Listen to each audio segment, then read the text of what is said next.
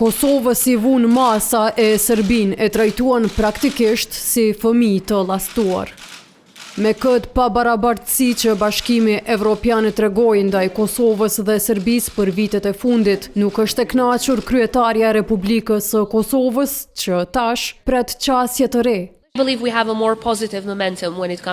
Tani jemi në një momentum të ri, kemi një përfaqësuese të re për politikë të jashtme dhe ndërmjetësues të ri për dialogun. Kemi punuar me ta për t'u përcjell gjithë informacionet që u duhen dhe besoj se kemi një momentum më pozitiv kur flasim për atë se si do të shihet procesi tash e tutje. E dialogu me Serbinë është rruga e vetme që e do Republika, siç Vjosa Osmani tha në forumin e diplomacisë në Antali.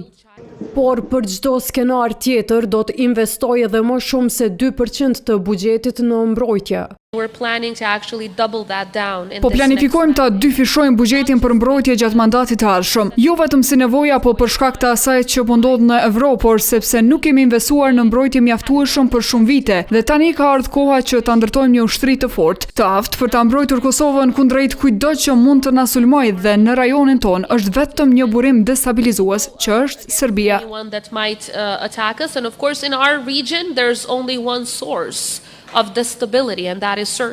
Nga Antalya e Turqisë, Osmani nuk nguroi as pak të përmend dy shtetet më përkrahëse të Kosovës, jo vetëm kundrejt propagandës serbe, të ndihmuar nga Kremlini.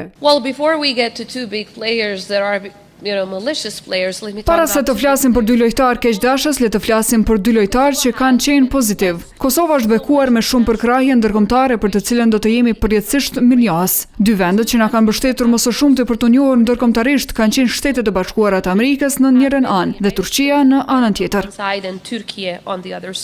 Ndryshe nga Rusia e Vladimir Putinit, nga i cili Osmani tha se nuk pret kur diçka të mirë. Për Kinën, presidentja beson se do të lëvizë më shpejt drejt njohjes së Kosovës, si shtet që më shumë abstenon se që e lufton aktivisht Republikën Ballkanike.